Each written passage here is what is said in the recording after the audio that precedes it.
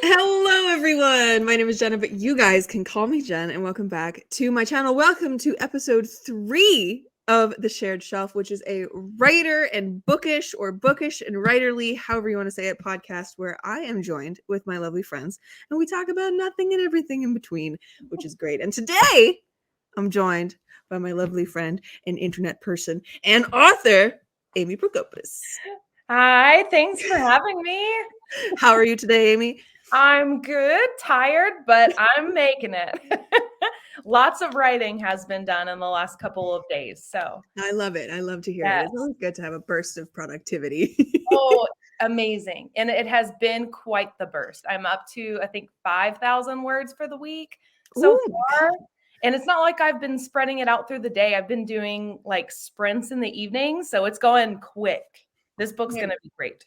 That's awesome. And because you're also looking after your son. So you have I'm duties. doing that at once. Yes. That's crazy good. That's I'm awesome. proud of the productivity the last few days. I love it. I love it. All right. So introduce yourself. What do you do? Who are you? All right. So I'm Amy Prokopis, and I write young adult, usually fantasy romance. That's kind of my wheelhouse. I have 2 books out right now. The first is science fiction romance. It's The Arena. And then I have Guardians of the Sixth Gate, which actually is sitting next to me because I was using it for note taking. And Jenn has it. Thank you so much. So this series is fantasy romance. There will be 3. The second one comes out May 30th.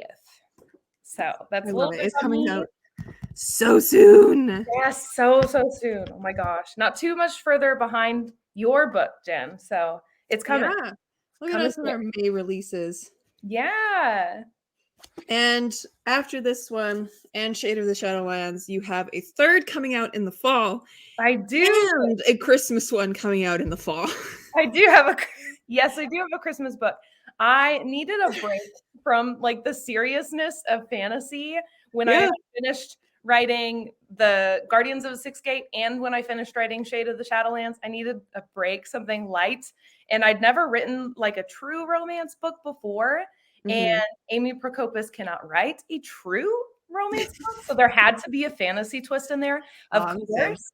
But the plot is the romance. So I wrote that all in December. I fast drafted it and it will be out in the fall also. So little different for me, but it's still like witches and all that. 3 books in 2023. Yes. Guys, we got to go follow Amy. All of her stuff is going to be in the description. All of her socials and all that, but like go follow Amy and read her books. She's doing the most. Oh man, I'm trying. Sometimes I wonder if I'm doing too much. Honestly, it's a daily question in my brain. 2 jobs, writing and content, and I read over 100 books every year. I'm like, am I doing too much? You do a lot, Jenn. Aren't we all, though, in the content creation world? We're just all doing 8 jobs at this point. Because it's pretty much just us doing all of it. Yep. We'll have a production team. We are the production team. That is it. We kind of are. You're right. Oh, all right. I like to start off my interviews with the generic question of what are you reading? The people will love to know. So I am a much slower reader than you. My goal is 50 books for 2023, unlike your over 100 that you read last year. So I am still finishing Percy Jackson and the Olympians. I am on book 4. I also have it right here because I was reading it. So I'm on the Battle of the Labyrinth. I am about halfway in.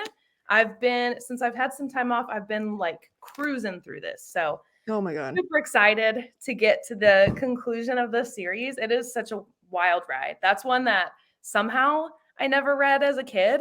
And so I've been going back through and kind of picking up those books, especially since it's Greek mythology, like heavily Greek mythology inspired, like the actual gods are characters.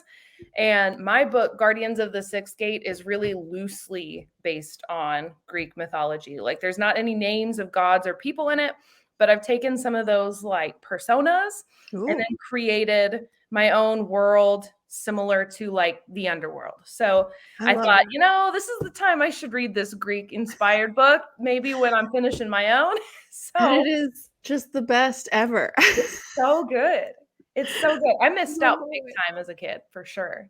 So did I, though. Like, I was the kid who was so obsessed. I was actually talking to my student last night about this, because she's in the same realm that I was back as a kid, because she's a big reader, but she's finished Harry Potter with her mom, and Ooh, now she's on book 2 of Percy Jackson because I hyped it up so much. And yes. she's like, but nothing is better than Harry Potter. And I'm like, babe, you gotta loosen your strings. Yeah.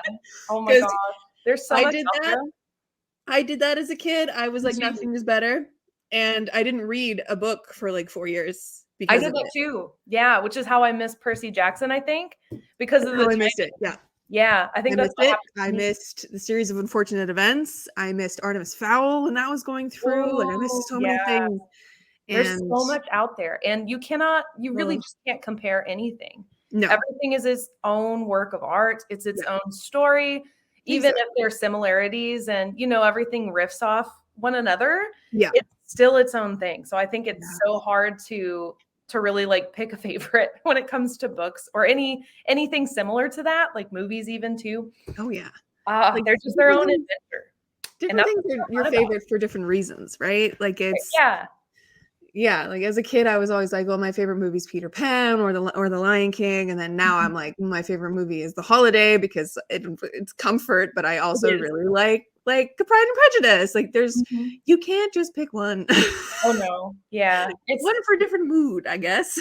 yeah, I think that's more appropriate. I think we attach ourselves to the emotions we feel when we're reading Mhm. the book or the stage of life that we're in where we're reading something.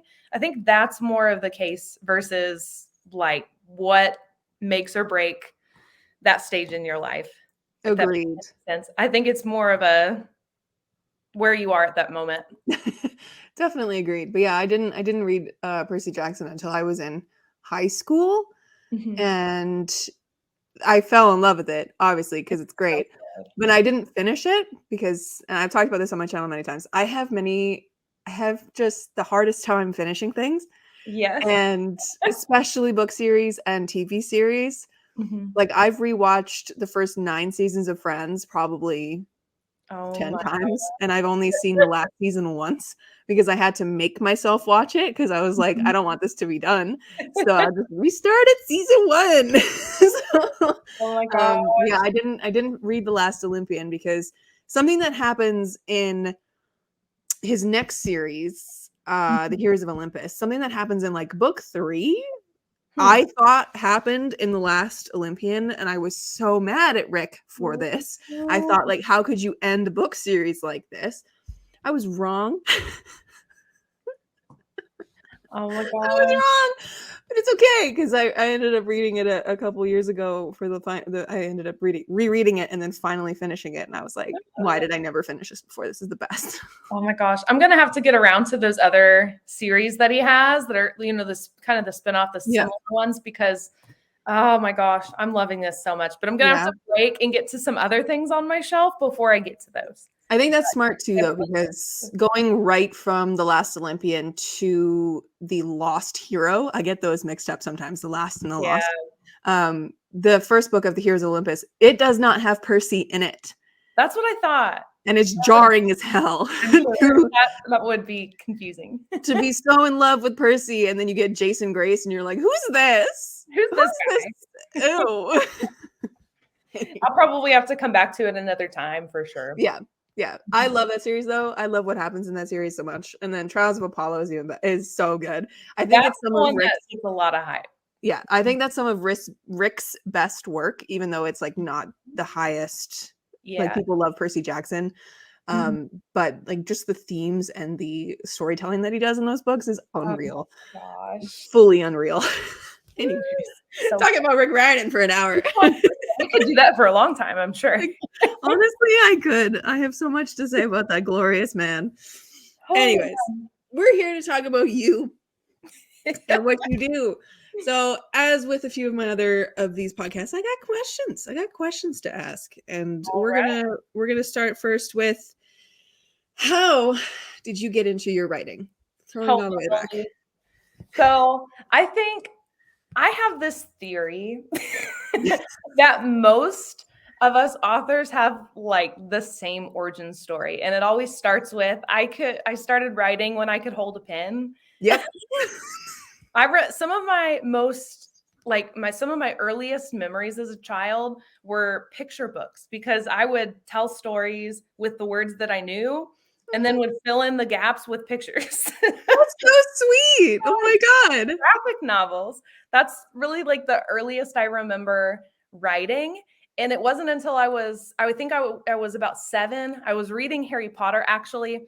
And at that time, because the book was so huge, people were not talking about just the book. They were talking about her, about J.K. Rowling. It was about this woman and her entire backstory, how she came from, like we all kind of know that story. She like rags to riches story essentially.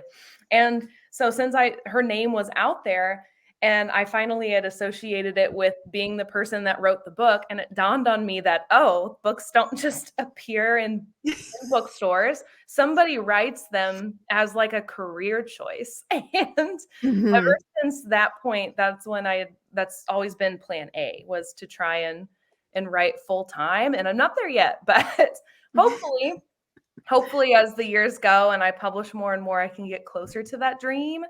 But it's always been there. So I've always been writing in some form, and it's almost always been fantasy. I love that. Yeah, that's pretty much always, I think it's the escape for me. Something completely different than the day-to-day. I adore that. Gosh, reality is a lot. Especially right now. It is a lot. It is a lot. So it's nice to go to my little hidey hole and type away my made up stories. Yeah, honestly. And I know now we've mentioned Harry Potter twice. Just as a disclaimer, we do not support TERFs on this channel. J.K. Rowling is garbage. Trans people are people. Yep. I just thought I'd make that clear. But I completely agree. I like to think of her and Harry Potter as separate things now. And yeah, I haven't been able to reread the books though since her shenaniganry and awfulness. So I've just kind of detached the fandom part of my brain and I'm just putting it over here slowly so I can move on to the rest of these glorious books that I have on my shelves. And you have a lot. I love your bookshelves. Thank you very much. I cannot wait to get bookshelves like that of my own. Since we moved into this house, I know exactly where I'm going to put them. I just need to get them and put them up. Yes.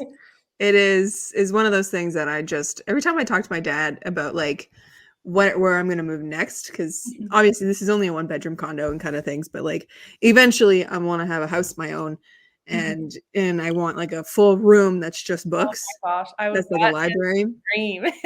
Yeah, that's the dream. And he was just like, would you do this in there? And I was like, are you offering? Because he did these. And he's like, yeah, I think that would look really cool. And I'm like, hell yeah, we're putting up a library. That really is the princess dream to me. Like the Disney Belle in the castle with just like tons of books and the big ladder. That really is like exactly what I imagine. If I had to make it no cost, like no cap, that would be it. Yeah. So yeah, since you got into writing at such a young age, like most of us, I've listened to a few podcasts where people always kind of ask that same question. Have you always been a writer? And there have been a lot of authors that have said no, which is very intriguing to me. That always interests me. And I'm just like, what do you mean? You haven't always told stories? Like, who were you as a kid? I'm very intrigued by this. But what led you specifically to indie publishing? What kind of guided you down this path? So the plan had always been to publish, and so much of my growing up, traditional publishing was the only like seen as valid course. If you wanted it to be like a full-time endeavor, if you wanted it to be a serious thing and not just like a one-off checking a bucket list item. And it also was not accessible to a lot of people to do self-publishing. So I had been querying through, I think probably the last 2 years, of college for me, so my junior and senior year, I had this kind of like epic fantasy series. It's finished. I will come back to it eventually. There are 4 of them. They are my favorite story that I've told because the characters were such a big part of me in my like figuring out how to craft the actual thing.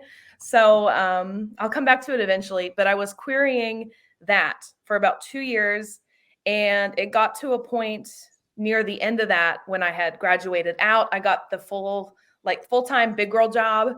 I got married and I was pregnant, and I still didn't have that publishing deal that I was looking for. And there were so many people that at that time, closest to like 2020 and before that, that were self-published and were suddenly household names, and it wasn't looked at the same anymore. And all of the feedback I started to get at that time was like typical gatekeeping talk, I like to say. There were things like, I really like this project, but I don't have the time for it this year. Or they had just opened for submissions and then they had closed immediately because they got some big name person that said they wanted to write a book, that kind of stuff. And so I decided, like, there really is not going to ever be the perfect time for this. And it's always going to be something I have to learn and grow at anyway. So I thought, let's take The Arena, which was a book I wrote as an experiment, and let's just go ahead and publish it and see what happens. I thought maybe it would lead to a traditional deal. And then ever since I've published that book, I don't know if I would go into traditional publishing. It's nice to have, it's kind of nice to be in the decision-making space, like to be able to choose the final cover and choose the final version of the book. I mean, I work with a lot of editors and cover designers, and I take a lot of opinions into consideration when I put those out there, but I still can say no if I want at the end of the day. And that is super nice. And especially in self-publishing, a lot of the indie authors publish books so quickly, and it's really because they can do so much on their own time. In the traditional world, it's a lot slower because there are so many different milestones to hit and so many other people involved. Yes. Slows it down.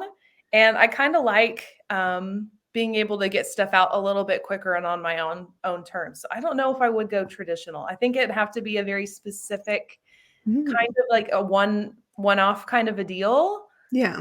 I don't know. It's more fun being on the production side than I thought it would be, and seeing it from the business lens. I didn't think I would enjoy that at all. Agreed. Yeah, there's something interesting in the middle of it. How do you feel? Yeah, it's definitely interesting. I've always been like traditional publishing or bust as a kid, because you grow up with those stereotypes of, if you're self-publishing, you're not good enough to be an actual published author, which is so wrong. Oh, so wrong. Yes. Like, some self-pub authors are better than most traditional published authors. Like, it's insane the amount of work that they put into their stuff. It's maybe their book is just not quite what the general market wants at the time. Doesn't mean it's not good, right? For sure. I totally agree with that. I think it's really interesting to be in it as content creators as well.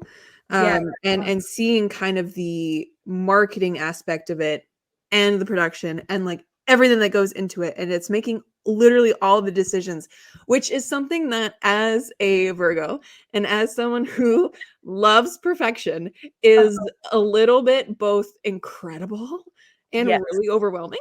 I'm sure. I could see that, because on the one side, you do hold all the power in it. Yep. You get to decide when everything goes live, which is amazing. But also, you have to make all the decisions. Nobody's making it for you. And there are there are billions and billions of things to do. And you have to be organized enough to do them all yourself, or know when to hire out and when to ask for help too. Yes.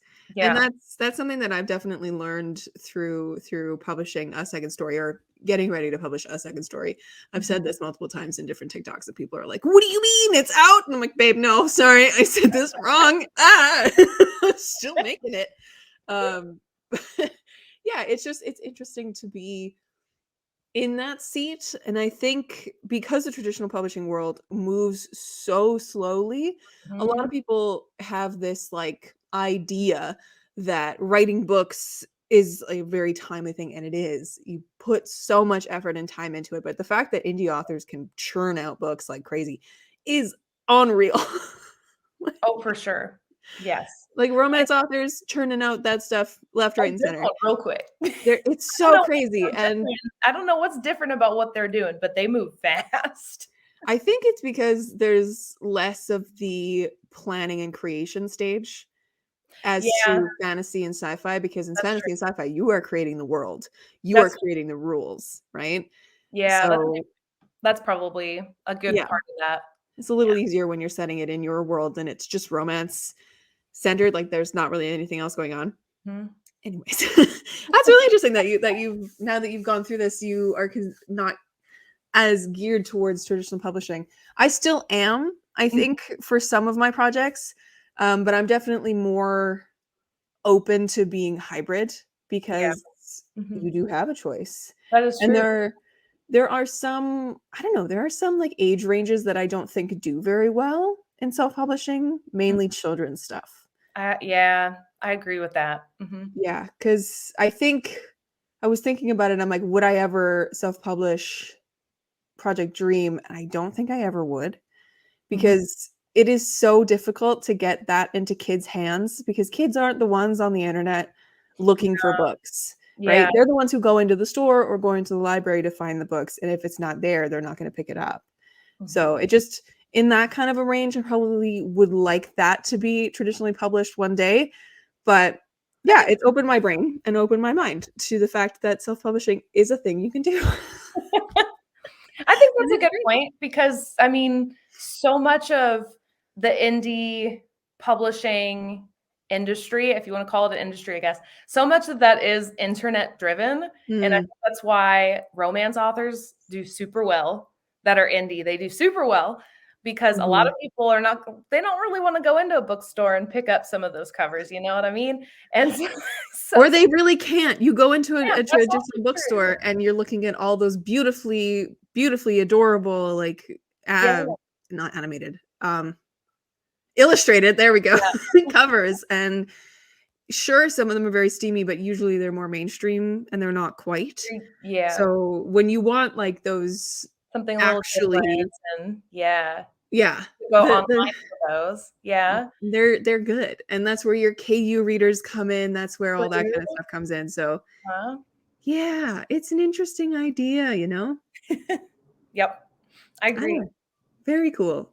We kinda really deviated off my question, but that's okay. What you gonna do? That's what we're here for.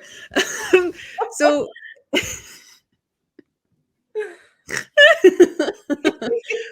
because we're kinda talking about it, what led you specifically to writing fantasy and sci-fi? What was that, like, start back as a kid that made you fall in love with it? Man, I think it really is just the escape from real life, mostly. Um, and it's kinda nice, I mean, so much of fantasy, there's almost always a hero in some way Mm, anyway. It may not be like your swashbuckling pirate, you know, or your yeah, Harry Potter type, but it's always there's always a hero or heroic thing about the plot with yeah. fantasy. And I think being able to put your shoes or put yourself in the shoes of somebody like that is just really great, especially for me because I'm such an introvert. I was never an outgoing kid at all. And so being able to put myself into that kind of a character role and in such a different environment too made me feel powerful when I didn't always feel powerful. Mm, That sounds I really love sad. that. No, I love that. That sounds so, like, But that's what fantasy heartening. is for me. It's like the excuse to be the swashbuckling pirate or the wizard. I mean, there how cool is that? You know, it is though, because as kids, especially like as slightly introverted kids, right? Mhm. Or I was very shy and a very big people pleaser, but it was just one of those things that reading was the best, and it still is. It's just such an escape from the world, especially in the world that we live in today. It's just I don't know. It's nice to see the kids take down the systems that are around them. Exactly. And Yeah. yeah, it's nice. Yeah, I love that. That's really cool. So what question am I going to go to next? Yeah, since you now work in education as your big girl job, as you said, have you drawn any interesting, I don't know, just interesting perspectives, I guess, from being around kids most of the day? I definitely think it's helpful. I like to think that I'm a big kid at heart anyway, but being especially since I write for young adults for that audience, and so much Mhm. of that is the high school age range that I'm with every single day. It's helped me to keep up with, for one, like what's popular, what they're interested in. So Yeah. makes it a little easier to write to the market. Not that I Mhm. consider that a whole lot, but I don't. I write what I want to write first Yeah. and foremost, but that definitely informs maybe the way that I go about it, Yeah. what they're interested in, and what they really see as like the big problems. So Mm. it definitely helps me have that teenage perspective, which is what most of my characters are teenagers when I'm not a teenager. Yeah. So I think it's been really helpful in that sense. Mhm. Working in a high school setting, it definitely keeps me relevant. Yeah, it's so interesting because even as like myself, I teach the oldest student I have is 18, but Mhm. most of my kids land around 7, 8, 9 Oh wow. age. So they're little nuggets. They're my little friends. But yeah, I found that when I was writing my middle grade, it Mhm. was like the fact that I was around kids all day, they're like mannerisms and the way they talk or where they tell stories or like Mhm. just what their brains are focused on helped me so much Oh, because I remember yes. having I some feel people the same read my way. book. Yes, having some Oh people read man. my book, they're like, these kids feel like real kids. And I'm like, that's because I'm around them all day. Like Yeah, it helps. for Especially when sure. you're in your 20s, 30s, whatever, above writing for such a younger age range, right? It helps to have that perspective, right? Yes, So, it helps a lot with dialogue for sure. ooh, Things like oh yeah, there are times when I have to stop and ask myself, would this 17-year-old girl that is really into like trendy things really use this word? And if the answer is no, what else can I put there? yeah. Or it would be like just the way that they explain things, I think, That is too. so Yeah. interesting to me. Especially like you'll have some of the kids be like really, really intelligent and be really on the ball and Mhm. just like of any age range, even like going into adult range. Like there are some people who just speak more eloquently and have more words at their avail. They have a larger vocabulary. That's what I'm trying to say. Yes. Basically, they yeah. Yeah, and then there's the other ones who just have to throw a lot of filler words in to kind of get Mhm. their point across because their like brain works faster than their mouth and they're trying to, you know, get Yeah. the point across and they're kind of spiraling and you're like, I'm here, but you're there. Yep. So it's interesting to really see what kids do and even just like being around people all the time. I think that's such a crucial thing to learn how people talk, right? Yes. Uh-huh. Because Which is really cool. speech is very different than like the written word. Mhm. So it's a different element to storytelling when you're using dialogue. And I like dialogue because you can break the rules a little bit. And when you're talking about young adult books where teenagers at like it's always breaking the rules, Mhm. they use shorthand and like text speech Yeah, and such. You can it's an excuse to break the rules in it writing. is. You can do it in dialogue. It keeps it more interesting. It does. It makes it more fun. It's It's for less yeah. dry, Mhm. which is definitely interesting. But yeah, would you consider writing any other genre than what you do? I think I love the genres I write in so much that I think if I attempted to, I would find my way back towards kind of the norm. That's what happened with Winter Witches, the romance book. I started to write it and I got like, I don't know, 30 or something pages in and I went, witches. This needs witches. I know what the story's missing. Witches. Witches. So it never fails. It never fails. I cannot leave out the magic. I really can't. I love But that. I am interested in writing more like new adult, changing some things up. I do have an idea that I definitely will be writing for a kind of a spin-off series on Guardians of the Sixth Gate. And I think because it's going to be more of a romance focused book, I do kind of want to age it up a little bit. But since it's connected, I don't want to make it like truly adult. Right. Because it's still in the same world and such. But I think that'll be much more like of a college aged, more grown up book. Yeah. That's actually one of my fun questions I had. If you could write a spin-off of one of your characters, which one would you choose? That's really funny. Yes. Yeah. So the spin-off, it's already like it's the one that's been bothering me the most, that I feel like I almost need to hit pause and go write down the scenes real quick, as I'm writing the end of the series. But the character that will be based around appears in Shade of the Shadowlands, which is book 2, the one that comes out in May. So it'll be his story in kind of a different way. He's a really interesting character. I may have a little crush on him as I was writing him. I was like, I'm writing everything that I like right now. Yeah. I do that. Yes. And I could just see immediately that this guy has a really gritty, cool backstory that does not make sense to put in this book.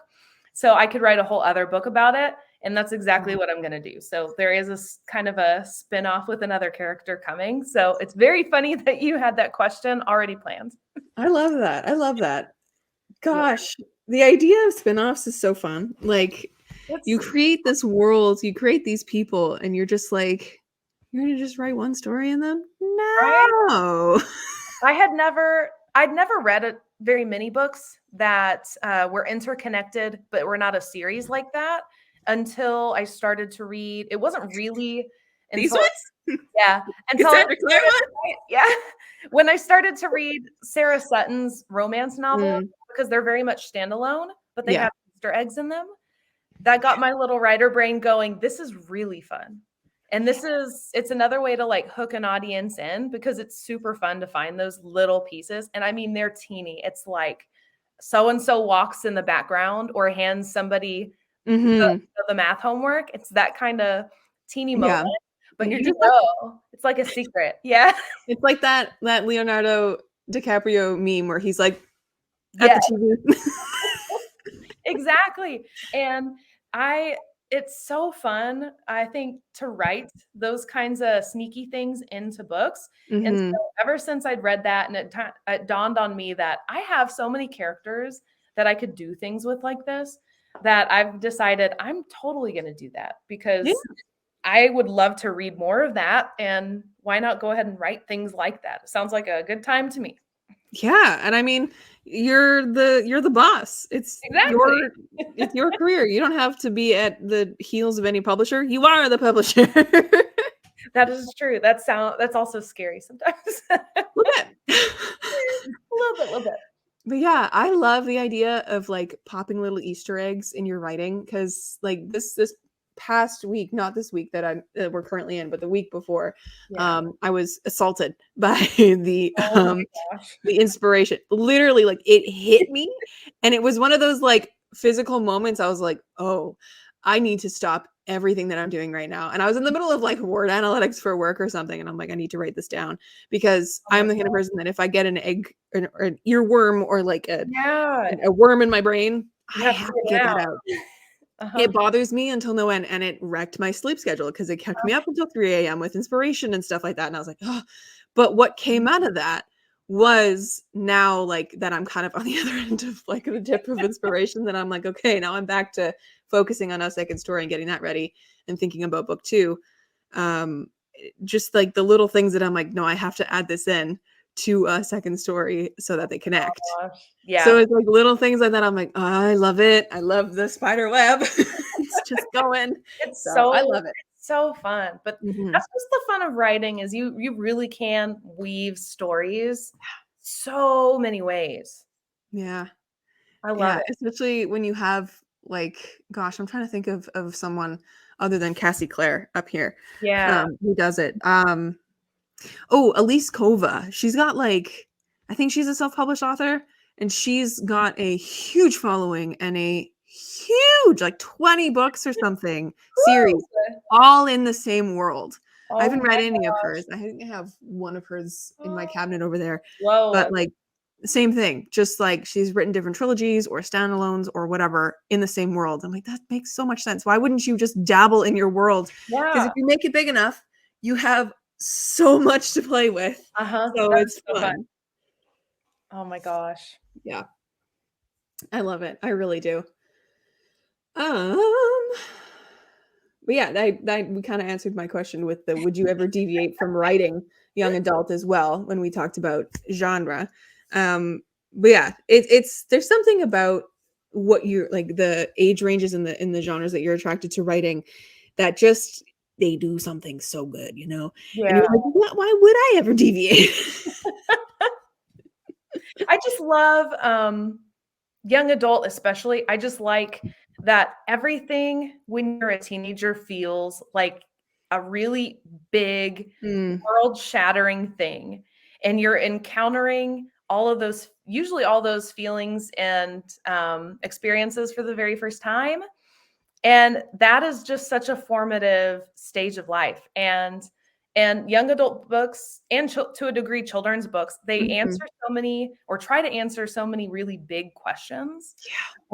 Like we think of like adults as reading these books with the big problems in them, but I really think that it's the young adult and the children's books that ask like the where do we come from questions Mhm. and grapple with those kinds of issues. And I just find it so fascinating. Yeah, I think there's something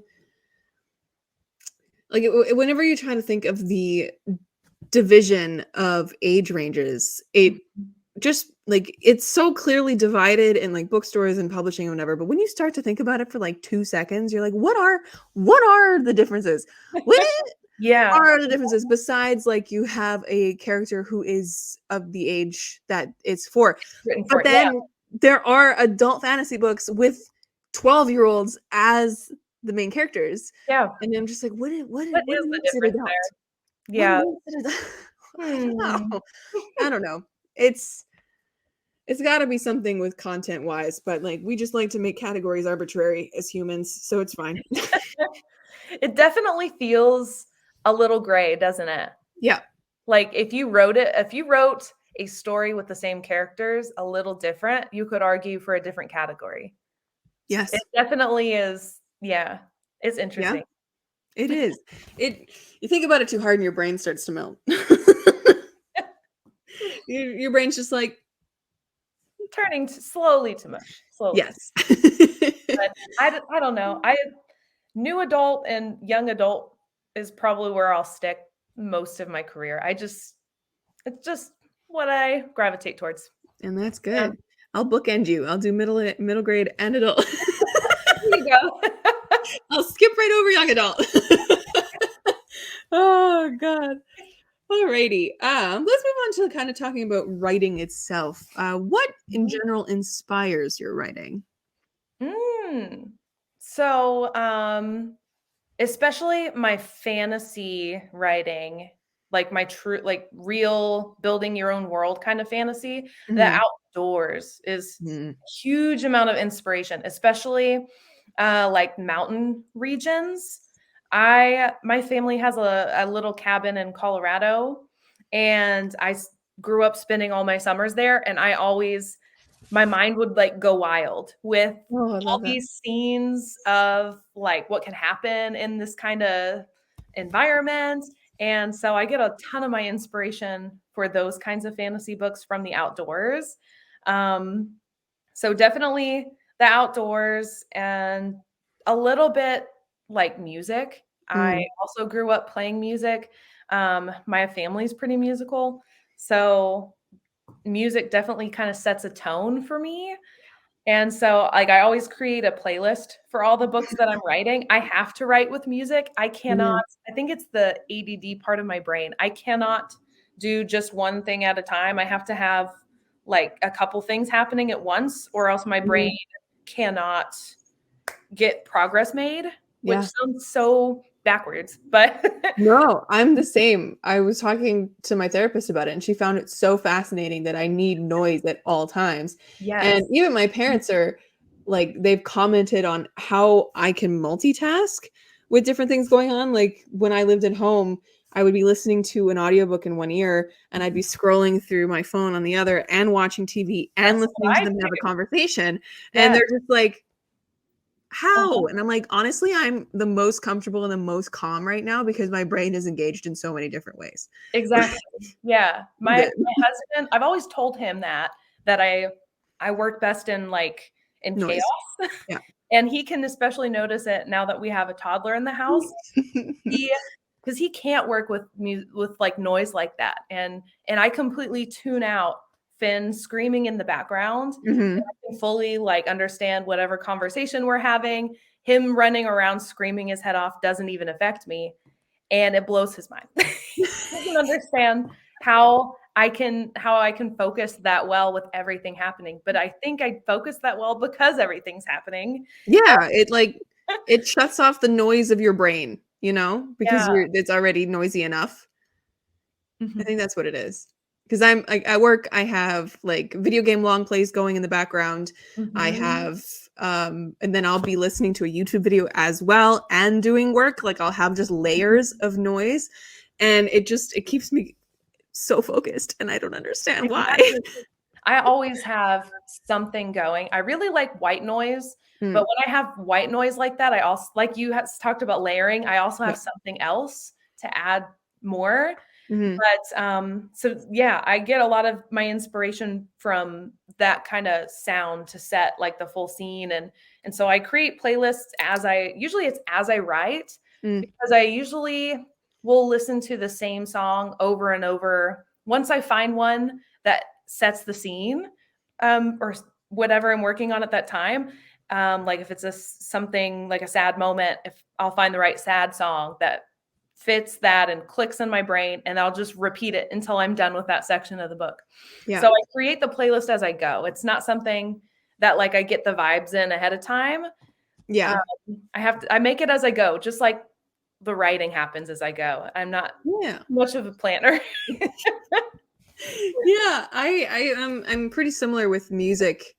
Um I've noticed like thinking about back when I was writing, like when I was working on my young adult that I had on the go years ago, I it was one of those things that I remember being in a loop, just stuck on one song for this Mhm. long scene.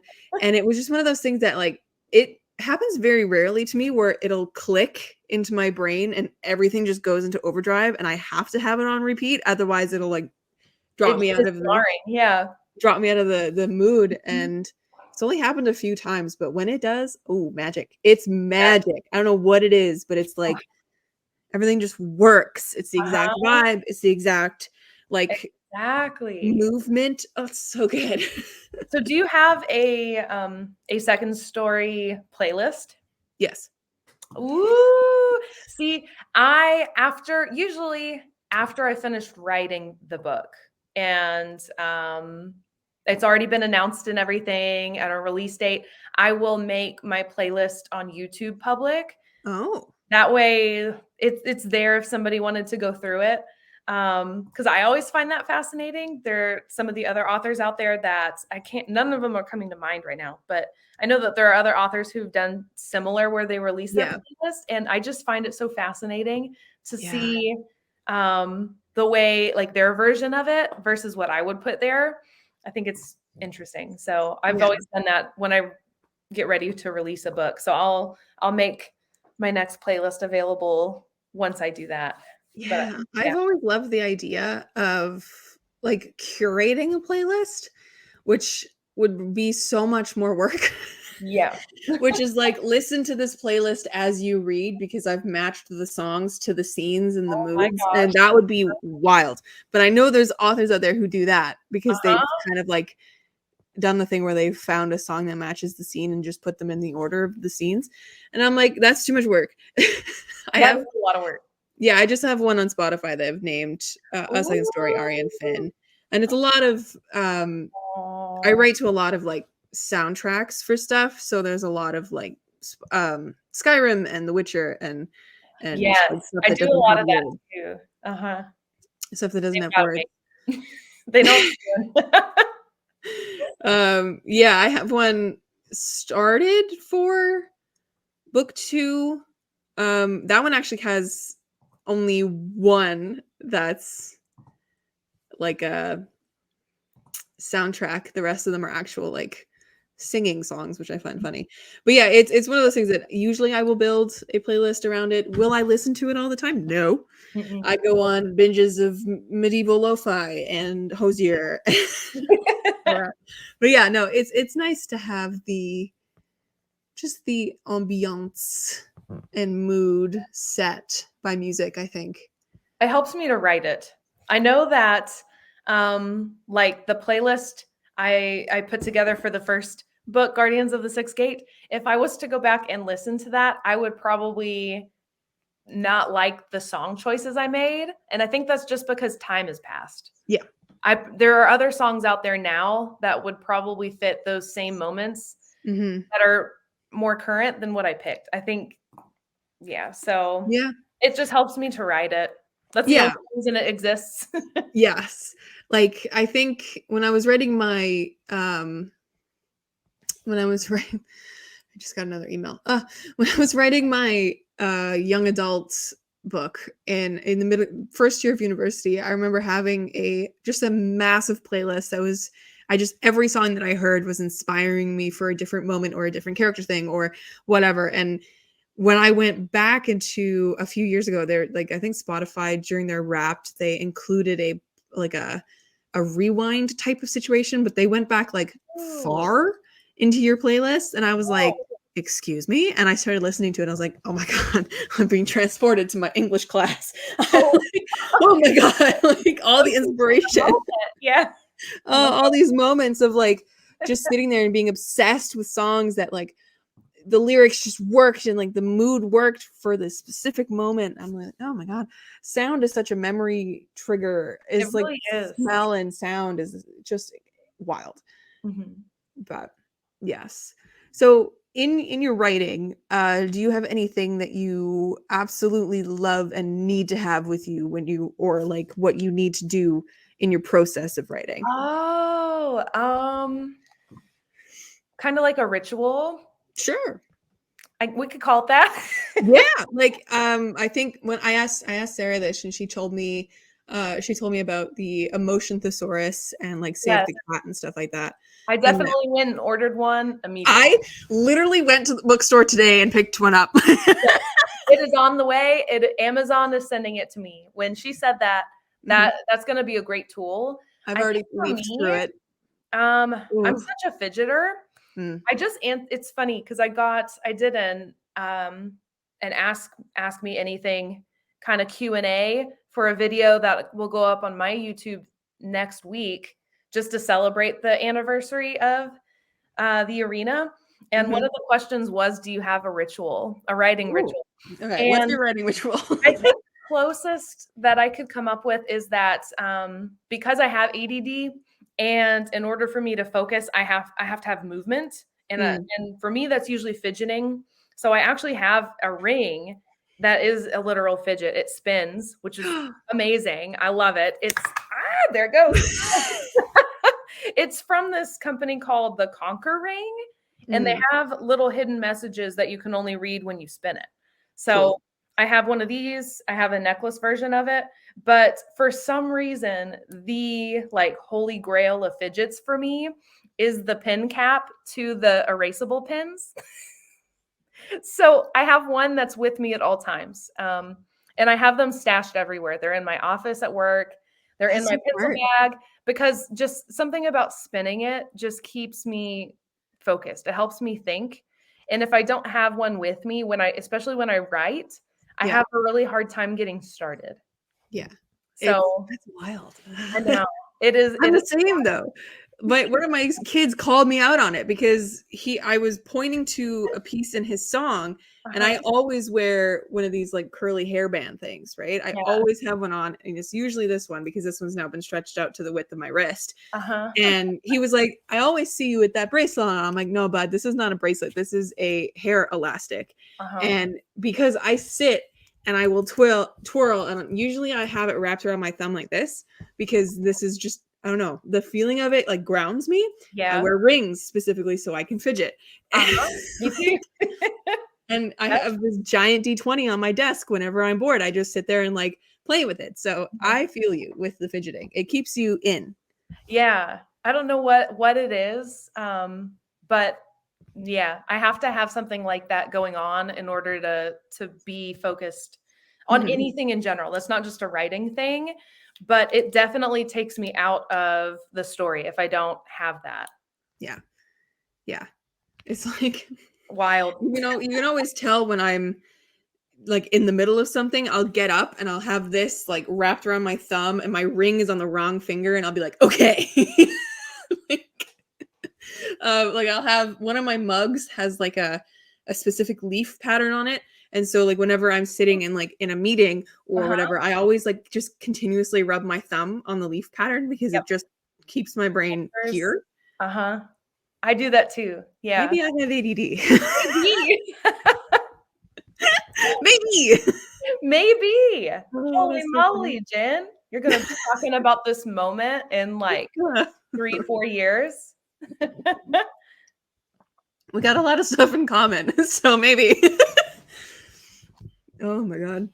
But yes, do you usually have like anything else with you when you're writing, like drinks or snacks or? I really like well, I write so much at night. I was gonna say I really like to work with coffee, which is true. But just since I do work during the day, Mhm. usually it's just me, sometimes tea, or an adult beverage, usually a glass of wine, and writing at night. Yeah, It's usually the routine for me.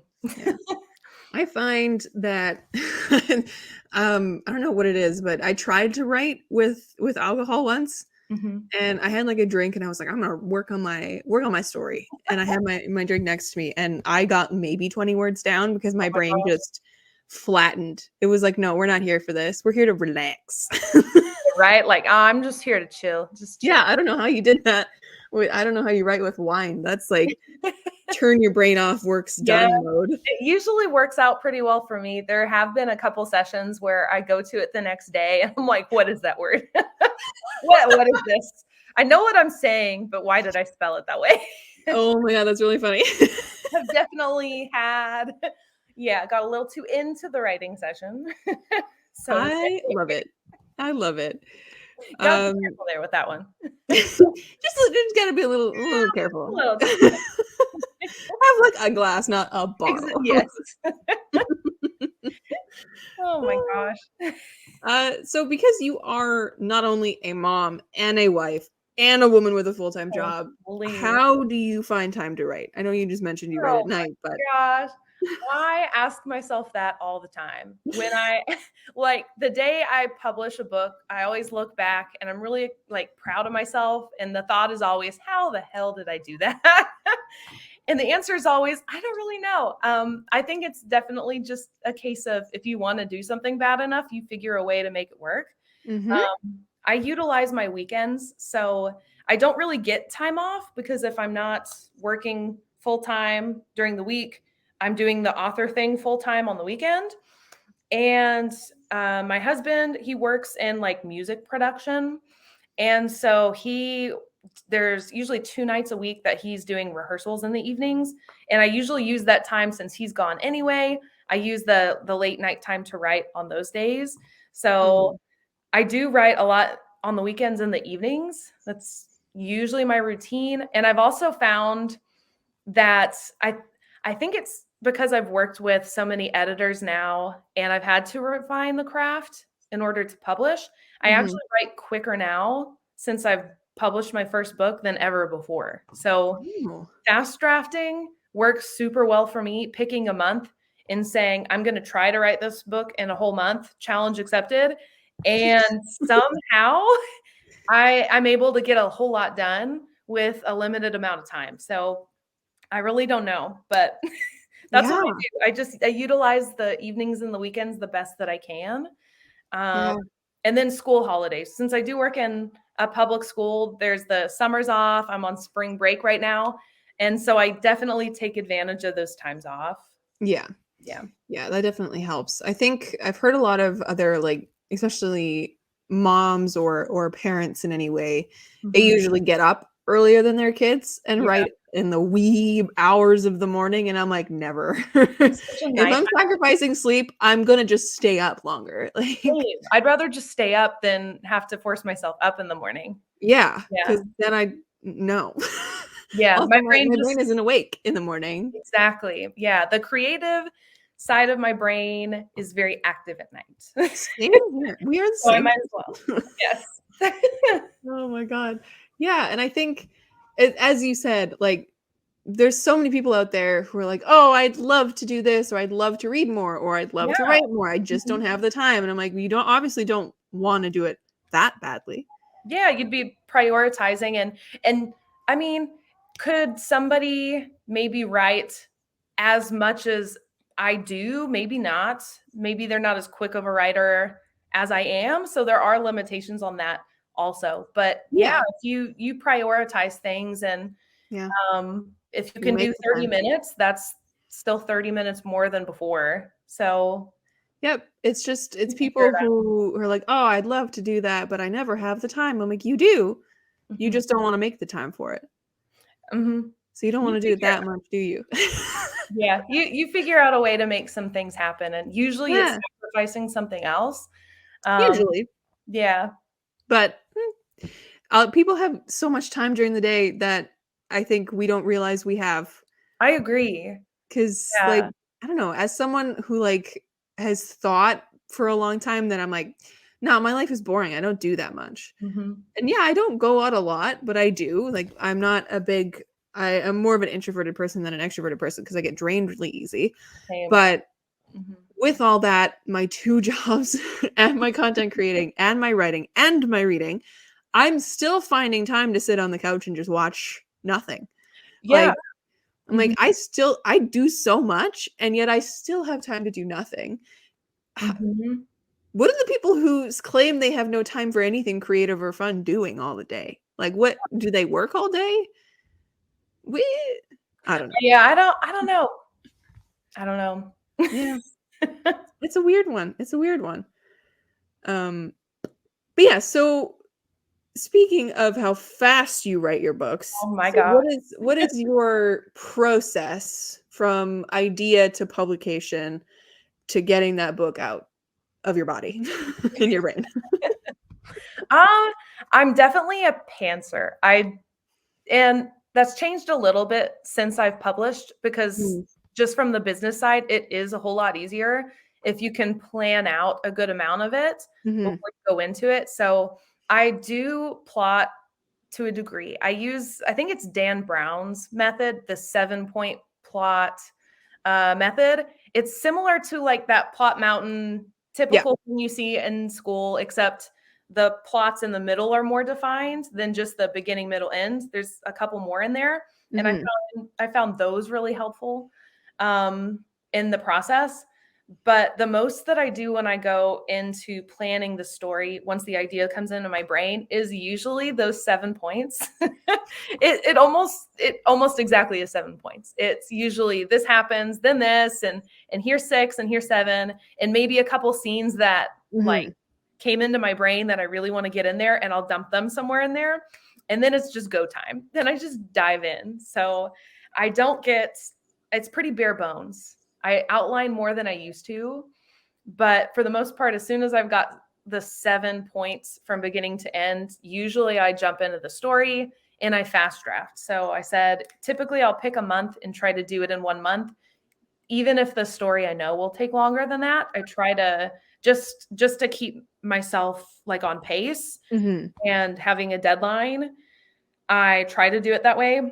And then from there, I try to rest it another month. So I write 1 month and then I take the next month off usually. And that's when I get like a reset. So it's sort of like the holiday for me when I don't do as much writing wise, or I just do some of the small business things. Maybe I do something more fun with YouTube that month because I have a little more time to dive into that and do something different creatively. It's kind of like I come from an athletic background, so it's a little like cross training. It's like if you're training for the marathon, you don't want to be running all the time. You're going to burn your legs out. So you do swimming instead, something that's lighter on the muscles. And so it's a different way to creatively express than what I was doing before. Yeah. So usually I'll do the 1 month of writing and then the 1 month of something else creatively like that. That way I forget the story. So when I go back to it next month and read through it, I try to kind of the way I fast draft, I try to read through it in as close to one sitting as I can. So I'm just doing the plot. So I catch the plot holes if there's a plot hole. And I'll catch issues with pacing. And then when I go in and fix those, that's when I take a closer look at like the finer details, that round of editing. So before it goes, I always say that I really have like the 3 stages of publishing, or like the 3 in there when it comes to getting it to the professional edit. When you really look at it, a lot of people would argue that it's more like 5 because I've edited it twice or 3 times before it goes to that editor. Right. Yeah. But the way that I go through it, it doesn't feel like that many attempts to me. It doesn't feel like 2 separate rounds. It's like it feels more condensed into one. So yeah, from there, then it goes to the professionals and it becomes a little bit different. It's not just me anymore. Now I'm looking at it more from the outside perspective than the writer. But usually all in all, it's a 6-month process for me. And that still gives me and I found that I've gotten quick enough at the writing side of it that it still gives me a month where I feel like I can just do promotional stuff. So I could get it out a little quicker, I think, than that. But I kind of like that 6-month rule of thumb for me in case I have to change some dates around for the process. It makes me feel a little bit more confident. Not so scary with deadlines when I know that there's extra cushion in there. Yeah, then there's room if there's anything that falls apart, right? Oh yeah, exactly. Yeah. I like that. I like that idea. I think that seems to be, I think when you're not writing just purely in romance for self-publishing, I feel like the 6-month turnaround is pretty standard across the board, which scares me. Yes. Because I am someone who takes so much time to write. I've looked at it, and like with my epic fantasies that I've tried to write in the past and have written in the past, those have taken me years. Yes. Years and years and years. That's totally different beast. Yes. Yes. I think fantasy readers are much more realistic because there is such a community of readers that they want to binge everything. And I think the high fantasy readers especially, they understand that so much goes into that. Yeah, when you're holding a book that's like this thick, right? You're like, this didn't take a day. This took years. I think they're much more forgiving on hearing that the next book won't be out for another year. I think that they go, that makes sense. Yes. And I think, but with my Cozy Fantasy series, I've found like calculating like when I've written a second story to when I'm publishing it, it's not quite a year. It's 11 months. I was trying to think about it. I'm like, when did I start? Yeah, because I'm publishing it in May. Yeah. And I wrote it in June of last year. So it's 11 months, almost a year. And I think with the second one, it's going to be about the same. But the space between when they were published is going to be about 6 months. So I'm just like, I just have to have so much in the backlog. I just have to have so much. which is terrifying, but also kind of fun to see how fast I can go, with this It is content really fun. anyways. I Yeah. I find that I work really well under pressure, and I Mhm. actually perform better. I think it kind of from that sport thing I was just talking about. I think it definitely comes from that kind of mentality. Like, you practice at 90%, and then when you have to actually perform and come through, Mhm. you can challenge yourself and hit the 100. Yeah. And so I definitely do some of my best writing and some of my best work when I'm under a deadline. Yeah. So setting that kind of 6-month guide for me and trying to fast draft in a month and having some of those, even though I know I can, it's not set in stone, but having that loose rule for myself definitely, I think, has helped me produce some better work than if I had tried to space it out more. Yeah. And that makes total sense because like I know as a person I'm very very similar with deadlines and stuff like that, but in like a really condensed area back in university when I was writing English exams, like Yes. we had to write 3 essays in 3 hours, Yeah. which is insanity when you're That coming is. off of writing essays and having months and months and months to write them. But yeah, and the ability to do that, to write those 3 essays and leave an hour early was my like bread and butter. Oh. I couldn't feel my hand afterwards, but I Yeah. did it. And I think working with deadlines is such a smart way to work when your brain is like that, where you're like, okay, Mhm. this has to be done by this day. Like the idea of missing deadlines, I see so many like authors or Uh-huh. people on YouTube who are working with traditional publishing deadlines, and they're Yeah. working right to the 11th hour or over the 11th hour and handing it in a day late. I'm like, I'm sorry, I would have it in a week early because I'd be Yes. scared. Yes. I always I don't Ugh. know what it is. It's just it really is like a challenge to me, and I thrive on challenge. Yeah.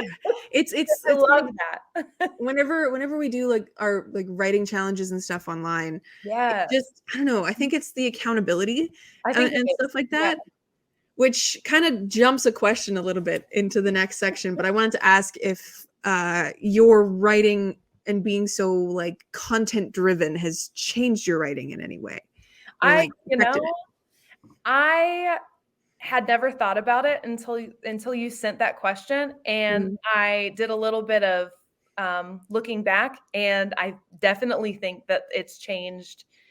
I think it's helped. We just talked a little bit about how I work a little better under pressure, and I Mhm. think that has been like a huge source of accountability. Yeah. It's provided. I mean, the community has been great too. I feel like I have the most support that I've ever had in this endeavor. And I have a very supportive group of like friends and family behind me. Mhm. But having people in it that also write or are like very consistent readers that just devour stuff and being in the same space that I am, it's been really helpful in helping me to push things out and keep consistent. I'm much more Mhm. consistent now than I was before because I'm sharing the process and there are people that hear what I want to do, and it's a lot like you gotta, it's like what we were talking about, if you really want to do something, you find a way to make it happen. Kind of, Mhm. I'm telling people online that I want to publish books. What am I doing to show that I'm trying Yeah. to make that happen? So YouTube has really helped in that sense for sure. And it's been really fun. I never saw my introverted self as somebody that would ever be on YouTube with a YouTube channel. Um, and it definitely was hard being in front of camera at first, but it's been great for the writing side for sure. Yeah. Mhm. I think that's one of the things that I've noticed come out of being on the book internet, besides reading just an insane amount of books, like Yes. more than I've ever read in my entire life kind of books in a year. 'Cause I remember when I joined Goodreads, I read like 32 books or something in a year, and I was like, "Look at me go." And then like the next year it jumped to 70, and then Yep. the next year it jumped to 100, and I'm like, "Oh." Reading is Oh. definitely, that's always the biggest That's the first piece of advice that I give people when they ask about, I think I might want to write a book someday. What should Mhm. I do? Just Read. read a lot. Yeah. And especially in that genre or whatever it is that you want to write, make sure you know what those people are writing right now. Yes. Because Read widely yeah. and read in what you want to do. So it's just, I think that's the best piece of writing advice ever. And a Yeah. lot of writing advice can be taken with a little grain of salt. Yeah. Yeah. But It's all we all break rules as writers. That's the thing, yeah. right? It's you got to make something new and different. So Mhm. there are exceptions to some of those rules, but Oh, yes. I definitely think reading there's no better way to get there's just no other way to get better at writing than reading. Yeah. Yeah, that's so true. Mhm. Kind of what we were talking about before. It's not in my list of questions, but when you, the question came into my brain and I was inspired when you were talking about your writing process. What, like, in that idea phase, like, what comes to you first? Is it a character? Is it a scene? Is Ooh. it an idea? A story hook? What Oh is my it? gosh. Um, it varies sometimes. Sometimes it's a scene. Um, I'm trying to think of examples. Usually, whatever it is, it's almost always a specific character. It may be a scene that that person is in or Mhm. something that person says, but it almost always starts with a character for me. Hmm. I like that. I like that. Yeah. It's always interesting to see kind of where the ideas come from. Yeah. And I don't know myself if I have an answer to that question, because Uh-huh. it's one of those things that, like, when I was working in office, I actually had, back in 2019, before the pandemic, Oh, um, mm, old it, days. uh, I had this tiny little, like, just part of the office supplies that I had. I had this little stack of, like, little itty bitty square knockoff post-its that were like a pale, like, Mhm. legal pad yellow. And whenever my brain would just be, like, in the not creative sphere, like, it Mhm. would just be sparking with ideas. I'd have an audiobook in my ear and it would just be giving me all these ideas. And I ended up filling these little things, like either an idea of a scene or a story hook or, like, just an image. Or is this where I got my idea for Project Dream? I just got this idea for a, like, forest full of creatures that were like dream creatures, and I was like, okay. And I write these down, and I used to keep them in the back of my phone case, Yeah. Mhm. forever ago. But Oh my yeah, god.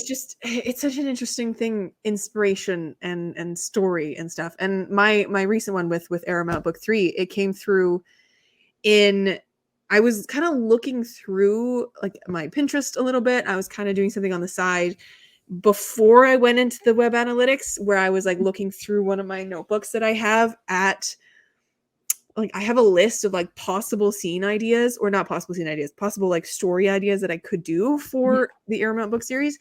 And one of them was a idea that I've been kind of toying with, and I'd be like, "Oh man, I'd love to do that one day, but I just don't know how I'd ever make it work."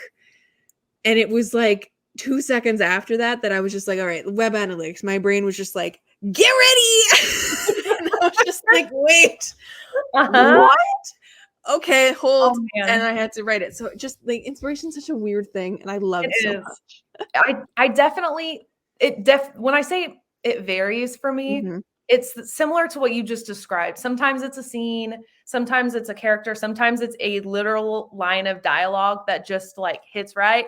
Yep. But it from there, if I can't envision the character or get, like, a deeper view of who that person is, it doesn't hit the same. It doesn't stick Yeah. with me. It's just like something that passes through my brain like, "Oh, that would be an interesting idea." And then it just kind of goes on its, on its way, whatever, cool. Mhm. But if I can imagine that, like, associating it with a character, then it sticks for me. So Yeah. I think that just comes from the type of person I am too. I'm a school counselor, so I'm all about, like, the psychology of a person, what makes them the person that they are. So I love creating backstories for my characters that no one will ever see. And I Yeah. think when I read books, I can almost always tell when somebody has done that for a character, because you get this idea that they're a more whole person. They feel real. Yeah. Yeah. And so I spend a lot of time figuring out who my characters are before I move forward with an idea. Yeah. Yeah. Mhm. I usually take those flyaway ideas and I'm like, it's kind of an interesting idea. I'm going to just write it down anyway. And then Yeah. I have this whole list that one Mhm. day I will look back at and like 3 of them will connect and become an actual story idea. Yeah, they'll morph into something else. Yeah. Yeah. Mhm. Yeah. Talking about what you like to do and what you like to bring into your stories as like aspects of storytelling, like you just said with the backstory, is there anything that you absolutely love bringing into your stories and like they just have to be there? Oh my gosh. Um, definitely I definitely write romance. It's never like a main plot. That's why when I wrote Winter Witches, that was kind of a different thing for me. I Mhm. love fantasy first and foremost, but I always somehow find a way to weave in romance somewhere. And I think that's just humanity, that's just a part of Yeah. relationships, are just a part of making things real in storytelling. And Yeah. romance is just the way that seems to come about for me. Yeah. So I almost always write in romance in some sense. What else? Especially now that I've published and I read more I read differently, not just for enjoyment, but also just to see what everyone else is doing writing wise. I really like to normalize things. So, and I explained this in my video for the 1 year anniversary of the arena. When I wrote that book, I wanted it to be very different.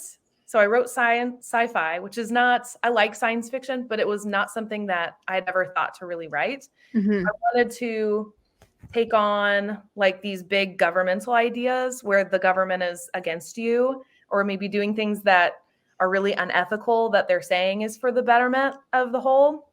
Mhm. And I wanted to normalize things that in our current society are still not like we have to make a conscious decision to realize. So there's some queer relationships, and it's never really stated like, oh, they're gay, or there's Yeah. never that It's like, just obvious point where yeah. like, oh, they kiss, or like they just start together, and you just know that because of the way it's written, not because it's explicit. Yeah.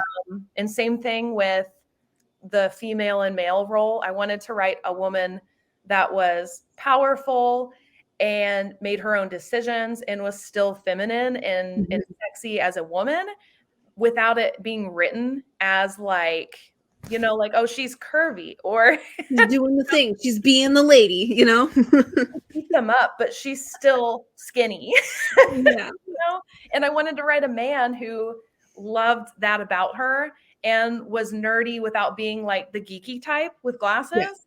That was things that are not typically traditionally male. And so I wanted to write all of that without making the point. Yeah. So I like to sneak in those kinds of things now into my I story love that. where it's not like, oh, the gay best friend. It's just like, oh, this is George. Yeah. He just It happens just to be is. Alfred. Yeah. God, and we need more books like that. And thankfully, Yeah. like now with the way that the book world is going, Mhm. that it just is becoming more normalized, at Yes. least in the Mhm. books that I'm reading. So, Same. Yeah, I'm seeing it more and more, and I love that. I love yes. Yes. We need to see more disability as well. That's one thing that I that. catch myself Yeah. in my own writing is I don't include enough disability Mhm. rep in my stuff because as an able-bodied person, yeah, I might be a little neurodivergent and I have anxiety and whatever. Mhm. It just like and that leaks into my story Yes. all the time. Every one of my characters has anxiety at this point because that's just who I am. I'm just anxious, so that's how I Me express too, me things. too. But Mhm. yeah, it's good to include that kind of things that aren't yet normal in our life, even though they are very normal and There are everywhere. They yes. are othered so much that we need to make them so just normal. Mhm. Normal. I love that. I love that. I love that too. Mhm. Um, to kind of conflate these two together. When you're writing and when you're kind of crafting your story and that kind of stuff, what part of the process do you find the hardest and what you love the most? And like, are there any specific like scenes or parts of books that you find hard to write or that you love writing? Man, that's a hard question. I pride myself in my tricky questions. Good. I've gotten to where I enjoy I enjoy all of the process of publishing for different reasons. I definitely like writing the story the most. I like that first draft phase where you feel like you can just write whatever into it at that point with no repercussions. It's that backside where you've already written it all and now you have to make it make sense. Yeah. That's not so much fun because sometimes you have to get rid of things that you really liked to write in. I don't like that stage as much. I like it in the sense that everything becomes more polished for sure. And you feel like you're actually doing something and like really getting somewhere, but it takes some of the emotion out of it. Like, yeah. And that's really difficult. Yeah. So what about like scene wise? What scenes do you absolutely love writing? Right? I love to write. I like to write the really difficult scenes, the kind of the ones where you're grappling with the big issues in a way that like the morally gray kind of way. They're like, from this perspective, what they're doing makes total sense. But from the outside looking in, that would be like an absolute no. I really like writing those kinds of issues.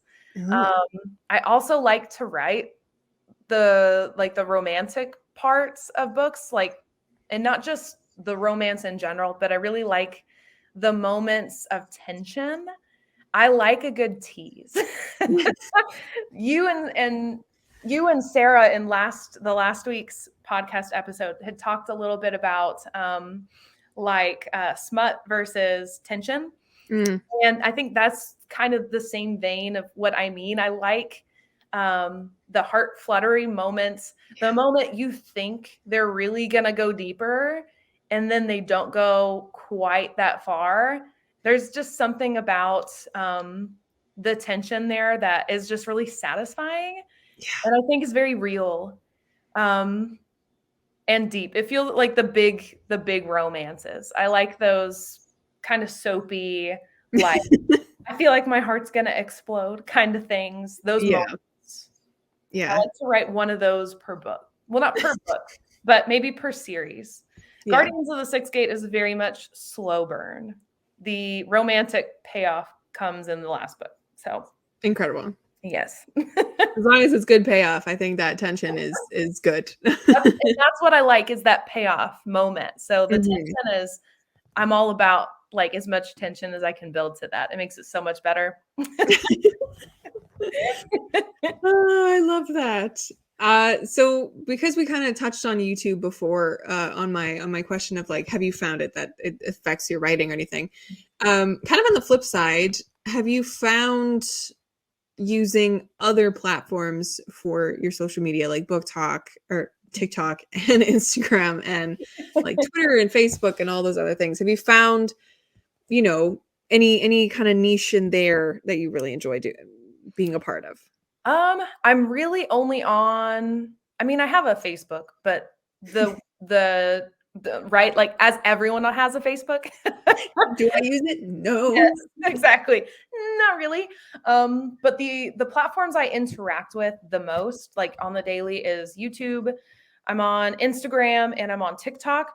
And TikTok by far, I think, as most authors will say, does the most for my book sales.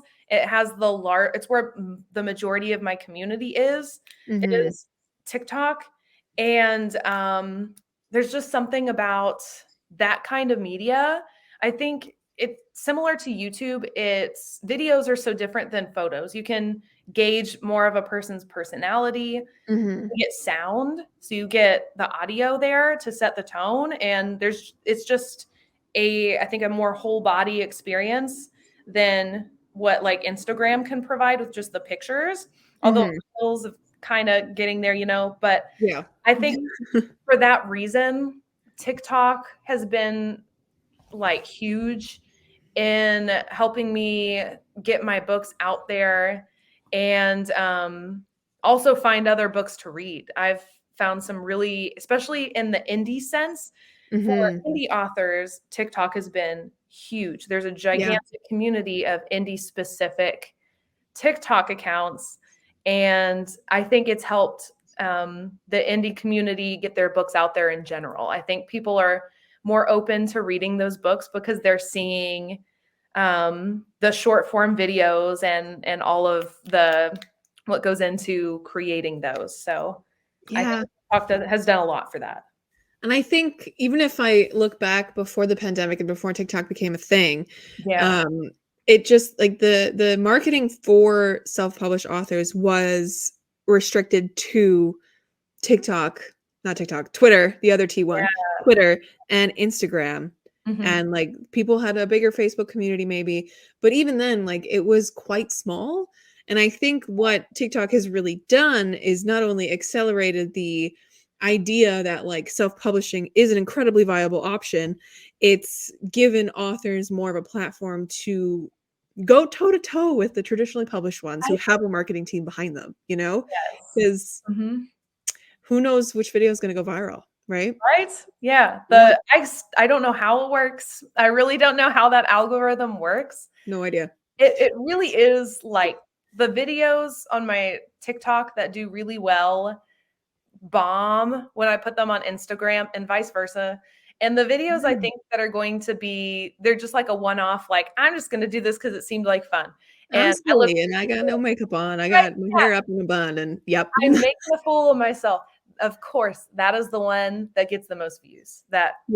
Yes, it never fails. So I'm not quite sure what the magic method is.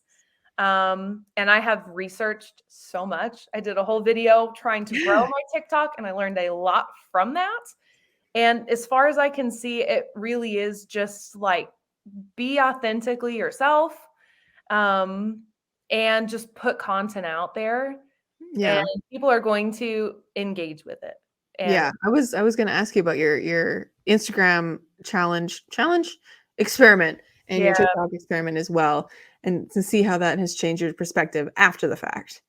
That was it was interesting for sure. I learned a lot, especially through the TikTok one. I challenged myself to try posting 5 times a day, and woo, that was a lot.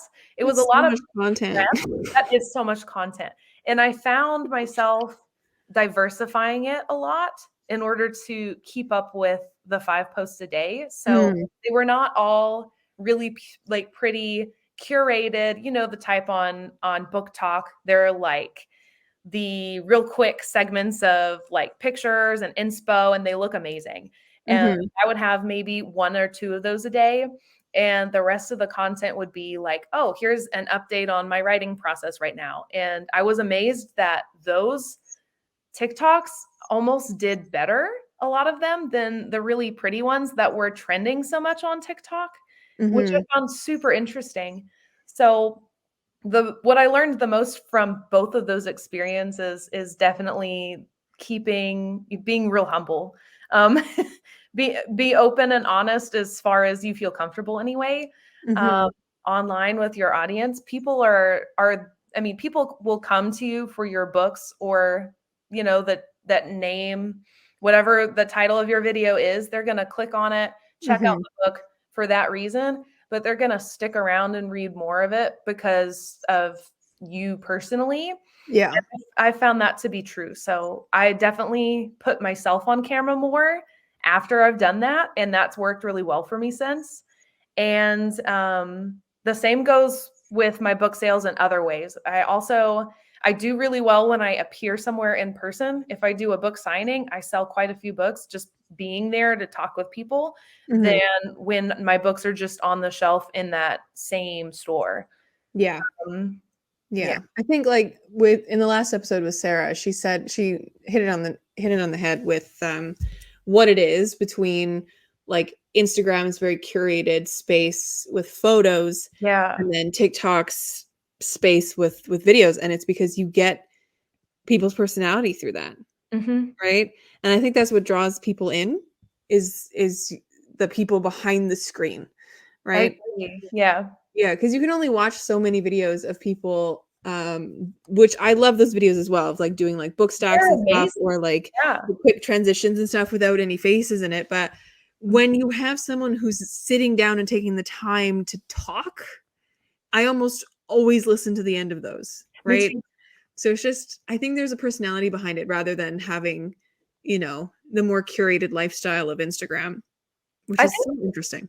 yeah, and I think, um, social media is something because I do work in public schools, and so social media is something that gets tossed around a lot Mm, as being, like, a really negative thing for kids, and it's not good for your mental health, and I think that it's really a 2 sides of the same coin kinda situation. yeah. And it's the way that you approach it, the way that you use it, and the way you personally view it. And I Hmm. think that TikTok in some ways, because you do get on camera sometimes, or when you're on camera, you have to literally your face is on camera. There's some things you can't fake at that point, Yeah. especially because if you try to, TikTok, like they have those filters. So you can tell if somebody has done some of that on TikTok versus Yeah. maybe other platforms where you can hide that better. I think that it's kind of put a spin on it now back towards realism, and, Yeah. um, I think that's a good thing for Yeah. the social media space. I mean, Agreed. it's definitely you can definitely use it for good and evil. It's Yeah. definitely the way you approach it, but I Yeah. think that we're kinda seeing people's attitudes shift a little more that direction, like, we all know that this is fake. Let's not try to pretend so hard that Yeah. it's Let's be a little more real. yeah. Yeah. I saw I saw a TikTok yesterday or today, I can't remember. Time is a soup. But it was Rebecca Thorne, who's also an indie author who wrote the Yeah. Casual Treason Without Tea books. Mhm. And she releases just great content across the board. I love what she does. But she released a TikTok where she was just like completely bedraggled in like a just regular old t-shirt, hair undone, no makeup, whatever. And she's like, what's going to happen if this app, like if something happens to this app and we have to go to Instagram is going to lose their mind because we're going to show up like this, like monkey animal, like just like hello, we're Mhm. here now, like just completely feral, and Instagram's not ready for that, right? That's where you have the very curated beautiful Yes, content you do. even in the Everyone reels. cares about your grid and yes, Mhm. so Yeah. different. And she's also one that I saw previously to your comment on like having 5 videos go up a day on TikTok. She Oh god. commented on the fact that she tried that once. She Mhm. did 6 videos a day, and she was so angry to say that it actually did work. That it like, It every single one really of those is, videos had higher views. And I'm just like, yes. that's just so angry. Like if you just put out more content, of course No, it's going to be seen by more it people. it really is frustrating. These days, Ugh. I shoot for 3 a day, Ugh. and it's still a lot, and I can't sometimes I even. don't get 3, and that's okay. I Yeah. try to do 3 a day, and I always have to plan them out in advance because Oh, yeah. I can't be posting all day, and Mhm. so I batch film a lot of things and then just go in and hit post when it's time to or when I feel Yeah. ready. But I've noticed that too. On the days when I post all 3 of them have higher view counts than on the in the day before where maybe I just posted the 2. So it really is something about how often you're engaging on the Mhm. platform also may equate to how often it gets pushed out. So I think Yeah, there's something in it. They try to suck you in, you know. they do. That's what they're And and even then, one of my friends, Sophia, she's very big on book talk, and she every once in a while will have a video that just gets like 2 views, Yeah. and or the rest of her videos get thousands of views. And Yep. she just like it's been stuck at like this tiny little amount of views for 5 hours. I'm so frustrated. I don't understand the algorithm. Like it's the same content that I always put out, and it doesn't make any sense. No. Oh, Mm, the Tik any algorithm, I have no idea how it works, but the TikTok one is particularly infuriating. yes. I know that for me anyway, I have noticed this. I noticed this after I did the TikTok challenge too, because when I did that and I was doing the 5 a day, I was pushing them out at certain times in the day just because it's the way it was easiest for me. And now that I'm doing 3, I have found that the easiest time for me to push them out is in the evenings when I get off Ooh. work. And I discovered that the videos that have some of my lowest counts or get stuck like that are videos I post in the morning. Interesting. And I found on the analytics, you can go in and see like the average when your followers are usually on TikTok or the high when people are out viewing videos.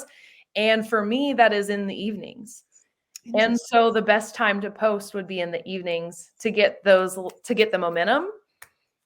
And I discovered that after I did the TikTok challenge. So I have since I still do the 3 a day, but I've started to push them later in the day, which is easier for me anyway. So Yeah. that's interesting though. I've been trying to work out that algorithm, and it seems like every time I figure something else out, they update it again. Yes. And then I have to relearn it. And it's like a constant chase. Oh God. Yeah. I feel like that's just We're on a treadmill. we're just on a treadmill Never go trying to do anything. Yep. Oh my gosh. Are there any creators or anything on any platform that you really enjoy watching that inspire you on the daily? I watch a lot of the same ones I think that at least you've had on your channel before, like Sarah Sutton. I watch all of her videos. Sarah Cannon, I like her videos as well. There's another one, I think on YouTube, she's Lyra Parrish. She also published under the Kennedy Fox duo. It's not at all the same genre that I write in. It's all romance, but she on YouTube does a lot of videos talking about self-publishing and the process of it and like strategy. And I found that super helpful when I was first starting out, because she talks about business things that like the not sexy stuff. She talks about the numbers, how to do your taxes. I watched her video several times when I set up my LLC for my publishing. I watched her video. And so some of the same creators that are pretty big in the AuthorTube area, I like to follow them and see what they're doing. On TikTok, somebody that also publishes fantasy romance is Emily Blackwood. That's her pen name. And she had a viral TikTok a while back that everyone was replicating afterwards. Yeah. And I have followed her on TikTok very closely just to see what she's doing, because a lot of that the rest of Book Talk team seems to follow. So Interesting. I learned a lot from her approach to TikTok. Yeah. Well, as I said in the previous episode, imitation is the greatest form of flattery. So that's true. And she's another one that usually she posts a lot during the day. She's the one that the biggest piece of advice I got was that just post a lot of content. Yeah. And she does a lot of that. She posts, I don't even know how many times a day, but she puts herself on camera a lot. She answers a lot of questions. People will comment on her TikToks and she will respond via video rather than responding in the comments. And I think that genius. It's genius, because that's just like an easy, quick video, and there you go. It's like that TikTok that went around, that sound, everything is content. Everything is content. Everything is film everything. It was brilliant on her part, but she's another one on Book Talk that I follow as like kind of a form of inspiration. So yeah. All right. Well, I'll leave all of those people linked in the down bar as well. The down bar is always full of fun information. It's great. Since we're kind of coming to the end of this, I just want to end with some fun questions, because those are fun. We've talked about a lot of deep stuff today and some really interesting. I always love when we chat, Amy. It's just the best. We need to do this more often. Yes. Oh, it's so good. I love it. All right. So we've already asked a spinoff question. Actually, that I'll just ask you that again. If there's a different character from the arena that you would write a spinoff for, what would it be? Oh my gosh, for the arena. Hmm. Ooh, there are some really good side characters in there. There's this character Ilya. He's the brother of the main character. She kind of discovers when it's uncovered, and she figures out that, oh, I'm not like in this society. I'm from the native society of this Mhm. planet. She uncovers that she has this whole family back there, and her mom happens to be the leader and the Oh. president, and her brother's high in their military, and he is really interesting. Oh. He's one of those people that have like the hard exterior, but you know that they've been through a lot because he's got all this damage, and there are a Mm. lot of beliefs he has and approaches he has that you see in the book that are because of some of his past. And I think it would be really fun to write that. He Mm. would be interesting to write for. That's a good answer. I like that. I like that. I like messy characters. Yeah, They're they always make the the best best. stories. They're the best. And I They do really kind of make like the best. the bad boy type, the kind that, they willfully fit outside of the box. Mhm. They consciously are just like, no, Yes, I exactly. am mysterious and broody. Those are the best. If you could take any of your characters, doesn't have to be a lead character, who would you bring into real life to be like your best friend? Oh my gosh, who would I bring into my real life? Uh, so I can't decide for sure. In Guardians of the Sixth Gate, there's the main character's best friend, Macy. She, I think, would be like really complimentary to my personality. She's very much more girly girl. She cares a lot about the trends, things that are popular. Mm. She's kind of your classic popular girl in high school Yeah. type. She's more of that vein, kind of the party goer. I think she would be really fun to take with me into social situations. So maybe Macy, but on the flip side, Izzy is another character in the book, and she's just a badass. Like she breaks a lot of rules. She's the type that, like, if a rule doesn't make sense or doesn't really shouldn't apply to her, then Mm. it doesn't. I love it. She just and I really admire that about her. She doesn't take anyone's shit. I love it. And I want to be more like that. So she would also be fun to have around. Yeah, yeah. I every time I put these questions down, I'm like, I try to answer them myself, and I'm just like, I don't know who I would It's pick. hard. Yeah, Yeah, because we love them all for different reasons, right? yeah, Yeah, I like, take them all. Well, like, maybe not all of them. yeah, Yeah, like maybe not the baddies, but just I take a lot of them. gut wrench reaction is always gonna be Sage because Sage Yeah. is just the sweetest bean. Um, Aw. but then I'm like, but if I could pull Ari out of the books, I would have just amazing conversations about books with him, and he's part of me. Yes. So yeah, it's hard, but I think Sage would be Oh, probably the one that I'd have more fun with because she's so sweet. But everybody will meet her on May 11th. I'm so excited. I cannot wait for your release.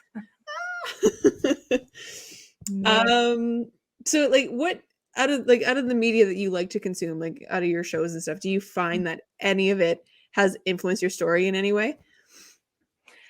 That was always growing up and like trying to refine my craft. I was always afraid of watching and reading a lot of the same things I like to write because I was afraid that it would become that.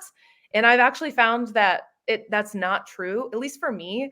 I'm too interested in writing things that are different for Mm, that to apply too much. I might really like a detail from like a movie or from another book, yeah. and I might include it, but it never looks the same as the way I Mm, originally saw it.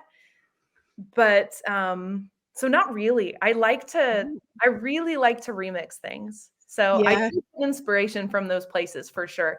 But my brain always goes, but what if? But what if this happened Right? instead? Yeah. What if we did this with it? What if Arthur and Merlin were gay? Ooh. Yeah, that's what I do too.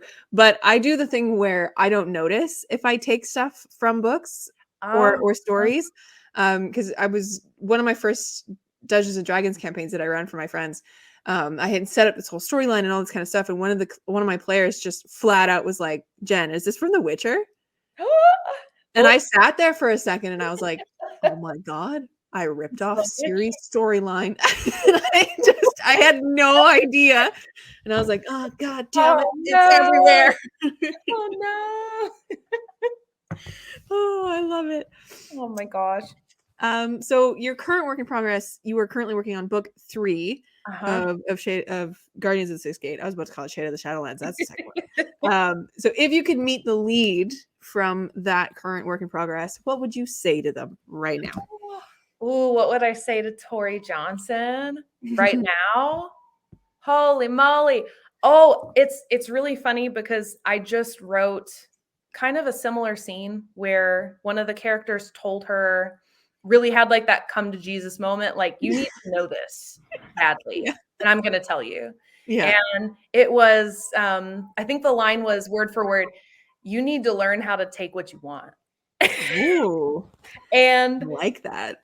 that really spoke to me because it's something that I would tell her at that point in the story in book 3, but it's something I find myself telling myself all the time. And like you know you can do that if you want to, right? Yeah. You can say yes. Yes. And you can And say you no. know. Yeah. Yeah. I'm such a people pleaser that Yeah. when I wrote that line, my part of my brain was like, she needs to know this. And then the other half of my brain was like, bitch, you need to know this. Oh, don't know how we feel about that word on this channel, but Bitch, we're good. but it was part of me. I think we leave little pieces of ourselves in, especially our main characters, because it's easier to write them that way. Yeah. And that part of Tori is very much me. That Yeah. people pleasing, yeah. Yeah. So that's what I would tell her for sure. I love that. I love that. And to close this off, you have a wonderful little baby, a little Oh, doggo, yeah. and your son. But like your doggo, I was like, wait, you actually have a baby. You I have mean, a like, he's baby. not, he's a toddler, but um, your fluffy child, June, the sweetest bean. He's so If you could write her into a book, cute. would you? First Oh my question. gosh. I think it would be really fun for her to have, like, an appearance in a book. Yeah. So maybe. I think that would be really fun. And if you could make her into a human Oh god. character, what would she be like? Oh my goodness. Well, for one, she'd be a terrible people pleaser because she'd be a social butterfly. That's what she would be. She would be at every party and would have FOMO if she wasn't at the party, and then would be afraid people were mad at her because she wasn't there. That's what she would be. That's a And whole mood. also the person everyone went to with their problems. Oh, I love that. Oh my god, when I thought like when someone was like, "What if your dog could speak?" I'd be like, "She'd never shut up." Like Yes. it's just like the rudest thing. She would just never stop talking. Oh. I love that. Oh my And I god. thought that was gonna be the hardest question. That came out so easy. I love it. Oh my god. I love it so much. Well, Oh thank you so much, Amy, for being here. my god, To close us out, having what would you like to promote? What do you got going on? So the second book in Guardians of the Sixth Gate, which is my young adult fantasy romance series, the second book in this series is Shade of the Shadowlands, and it comes out May 30th. So soon. Woo! Just Yeah. enough time to read this and then get the second one. Yay! Woo! Yes. And Amy's on YouTube, on TikTok, all the things, and all of her socials will be down in the down bar, as I said earlier. Yes. Thank you so much for being here. This has been great. Thank you. Yeah, this has been really fun. Thanks for having me. All righty. Well, I will catch the rest of y'all in another one of these very soon, and another video on my channel very soon. I hope you're all doing great. And how do I end my videos? I never remember. Stay kind and keep on reading.